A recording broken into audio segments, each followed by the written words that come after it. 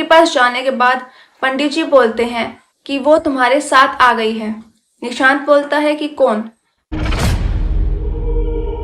हर्ष निशांत के पास आता है, उसे काफी आवाज लगाता है, लेकिन निशांत तो जम सा गया था। तब हर्ष निशांत को एक थप्पड़ लगाकर बोलता है कि भाई तू कुछ बोल क्यों नहीं रहा? मैं इतनी देर से तुझे आवाजें लगा रहा हूँ, देख यहाँ पर कोई भी नहीं है, चल हम यहाँ से चलते हैं। तब हर्ष वहीं देखता है जहां निशांत भी देख रहा था और तब उसे नजर आता है कि एक औरत सीलिंग पर लटकी हुई उन दोनों को ही घूर रही थी। ये देखकर हर्ष काफी डर जाता है। वो बोलता है कि भाई यहाँ से जल्दी चल, नहीं तो हम बुरे फंसेंगे। हर्ष वहां से भागने लगता है। तभी वो देखता है कि निशांत मेरे साइड में है ही नहीं। वो पीछे मुड़कर देखता है तो निशांत अभी भी वहां पर खड़ा हुआ था। निशांत को ऐसा फील हो रहा था कि जैसे उसके पैर किसी ने जमा दिए हो, वो बिल्कुल भी हिल नहीं पा रहा था। हर्ष उसकी सिचुएशन को समझता है और बजरंगबली का नाम लेने लगता है और निशांत से भी बोलता है कि भाई बजरंगबली का नाम ले। जैसे ही उसने नाम लिया वो हिलने लगा और वो वहां से इतनी तेजी से भागा और किसी तरह वो दोनों पार्किंग एरिया में आ गए। वहां उन्हें दो गार्ड नजर आते हैं। तब उनसे वो दोनों पूछते हैं कि यहाँ थर्ड फ्लोर में कुछ गड़बड़ है क्या? उल्टा वो दोनों गार्ड उन्हें ही डांट कर वहां से भगा देते हैं और बोलते हैं कि तुमने दिन में पी रखी है क्या? क्या अजीब बातें कर रहे हो हॉस्पिटल के बारे में।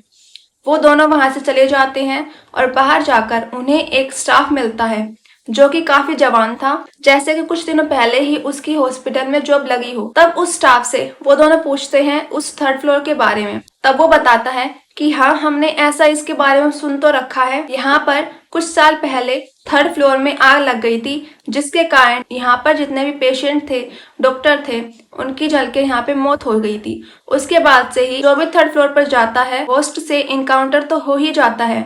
अब तो ये नॉर्मल बात हो चुकी है। ये दोनों घर चले जाते हैं। वहां जाकर निशांत को काफी अजीब फील हो रहा था। उसके आसपास का माहौल उसे नेगेटिव फील होने लगता है। उसे काफी गुस्सा आने लगा था। उसे चिड़चिड़ापन फील होने लगा था।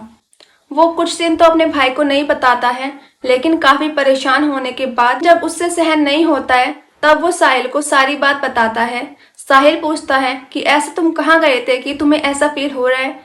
तब वो बोलता है कि भाई हम उसी हॉस्पिटल में गए थे जिस हॉस्पिटल में तुम फंस गए थे, उसी थर्ड फ्लोर पर।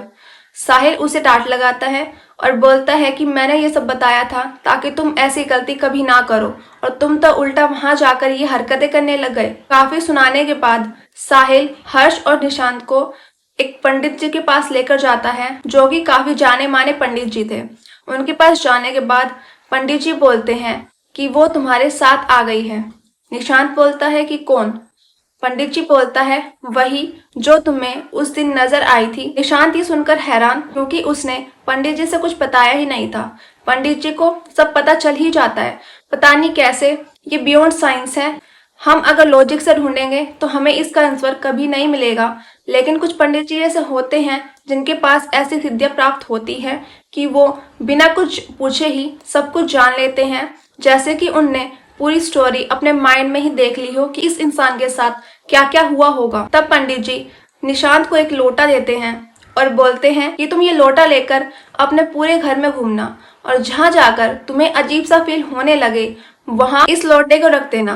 नेक्स्ट डे अगर इस लोटे का पानी काला हो जाता है तो मुझे कॉल करना, फिर मैं हवन की तैयारियां करने लगूंगा। पंडित जी ने यह भी बोला था कि इसमें पानी के साथ नमक भी डालना है।